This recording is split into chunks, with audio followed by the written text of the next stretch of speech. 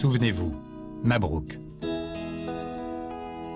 Et Junior aujourd'hui, des bergers allemands peu ordinaires que vous connaissez bien. Leurs congénères, qui à l'origine étaient de véritables bergers, ont été, en raison de leurs multiples qualités, mis à rude contribution à travers le monde. Chiens de guerre, chiens de catastrophe, chiens d'avalanche, chiens guides d'aveugles. Il est difficile d'en dénombrer les multiples utilisations. 30 millions d'amis se proposent aujourd'hui de vous présenter une race hors du commun, pourtant méconnue et parfois calomniée, les bergers allemands. J'en ai une très mauvaise opinion des bergers allemands parce que sur 10 bergers allemands, il y a un de gentil et 9 qui agressent spontanément n'importe quel chien. Je connais pas de berger allemand particulièrement agressif. J'ai jamais eu à m'en plaindre, a priori. Moi, pour moi, c'est le meilleur chien. Alors, là, je voudrais tout de suite faire une petite restriction. Vous savez qu'il y a à peu près, en France, 9 millions et quelques de chiens. Sur ces 9 millions, il doit y avoir à peu près 800 000 chiens de type berger allemand.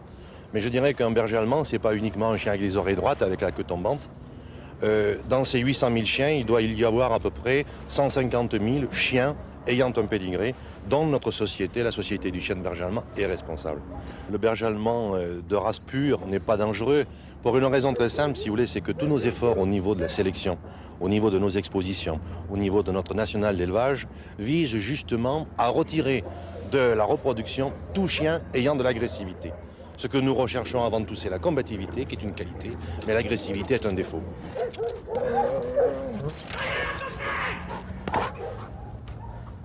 La race du berger allemand a été créée au début du siècle par un Allemand du nom de von Stepanitz, qui a élaboré une race de chiens d'utilisation, d'utilité, à partir de plusieurs races bergères qui existaient déjà sur les plaines allemandes.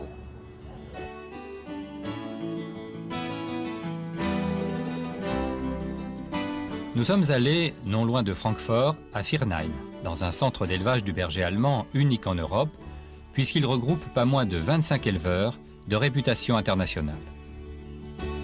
Le club du berger allemand a été créé en 1899. C'est des clubs de chiens de race, celui qui a la plus longue existence et c'est le plus grand au monde.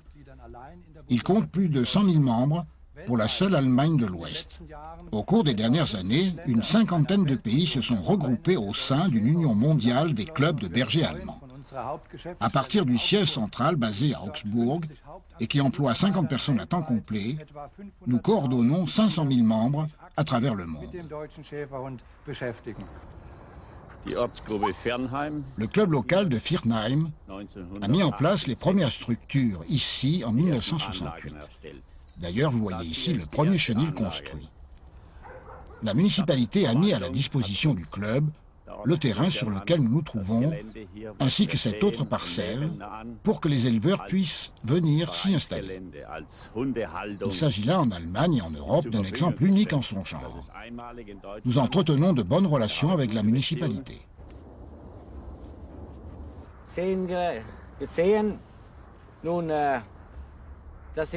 Nous avons ici des chiens de très grande lignée. Voici Uwe, c'est le fils de Uran. Voici Sam, c'est le fils de Odin.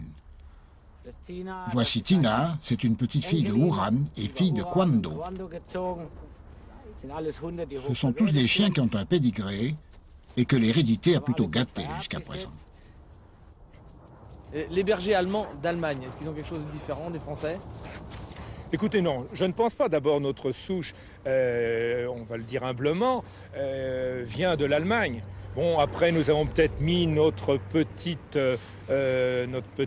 caractéristique propre, nationale, si je puis dire, mais ce sont les mêmes chiens, les programmes sont différents, la manière peut-être d'aborder le sujet est différent de nos amis d'Outre-Rhin, mais les chiens sont les mêmes. Et si on s'amusait d'un seul coup à prendre 10 chiots d'Allemagne, les amener en France sur nos programmes, et si on faisait le contraire, eh bien on s'apercevrait que tout se passe très très bien, il n'y a pas de grande différence, du moins au niveau de l'utilisation du berger allemand. Le berger allemand est un chien d'un format légèrement allongé, qui est donc plus long que haut, à la hauteur au garrot. C'est un chien qui doit avoir une très bonne expression, très noble. C'est un chien que l'on remarque, que l'on doit remarquer.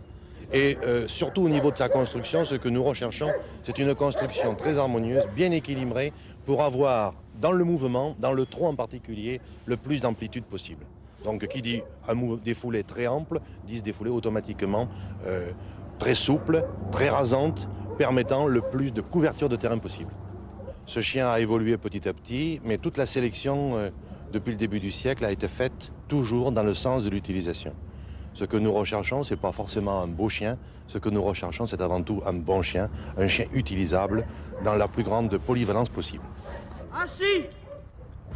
Les multiples qualités des bergers allemands sont exceptionnelles, et de ce fait, leurs détracteurs n'en sont que plus virulents, proclamant à qui veut l'entendre qu'ils sont tous atteints de dysplasie. Nous avons tenu à avoir l'opinion d'un vétérinaire sur ce sujet. La dysplasie est un phénomène qui existe chez le berger allemand, mais il est fondamental de le dédramatiser. La dysplasie est une affection des hanches. On parle de dysplasie coxo-fémorale, c'est une dysplasie des hanches.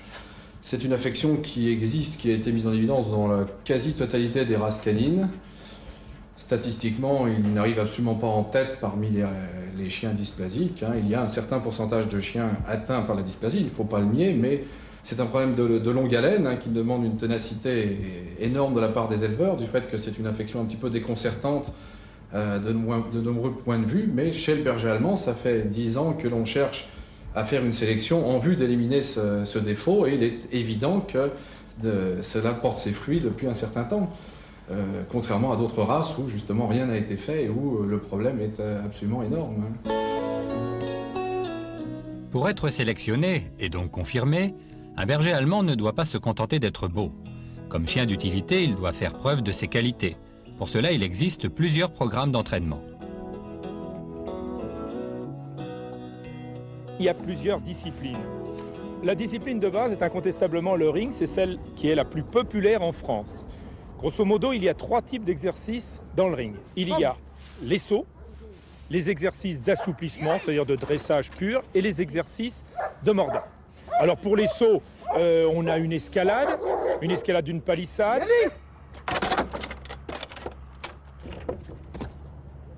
Très bien. Voilà, voyou. Voilà mon voyou. C'est bien ça. Pour les sauts en hauteur, on a une haie qui varie entre 1 mètre et 1,20 m, précédée d'un petit fossé. Très très bien là, voilà. Et enfin pour le saut en longueur, on a un grand fossé qu'on peut allonger grâce à une clé. Très bien là. Ensuite, les exercices d'assouplissement. Les exercices d'assouplissement sont des exercices de dressage. C'est tout simplement la marche au pied de Monsieur Tout-le-Monde, en laisse, sans laisse, avec muselière, les absences du maître, les positions à distance, l'envoi en avant et bien d'autres exercices encore. Attention, chien porte.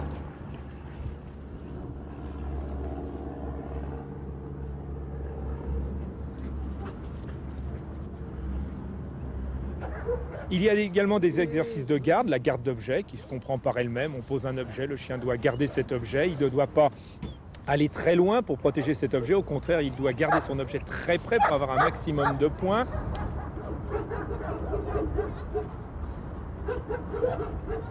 Enfin, les exercices de mordant. Alors là, quelquefois, ces exercices de mordant ont très mauvaise presse, à tort d'ailleurs, car en fait, nos chiens, s'ils sont capables de participer à ce combat très sportif avec l'homme d'attaque, le peuvent uniquement par leur équilibre caractériel. S'ils avaient peur, s'ils faisaient ça par peur, eh bien, ils ne seraient pas capables de faire cet exercice. On s'aperçoit que ces chiens très aptes à ce type de concours sont en fait des chiens qui, avant tout, sont des chiens familiaux. Ils ont une vie de famille, ils s'adaptent très bien, ils jouent avec les enfants, ce ne sont pas des fauves. Effectivement, le berger allemand peut être très bien le compagnon de l'homme et de la famille. C'est avant tout sa première destination. Mais le berger allemand, c'est beaucoup plus que ça. C'est le compagnon idéal pour le jeu, c'est le compagnon de promenade. Je dirais que c'est presque un complice.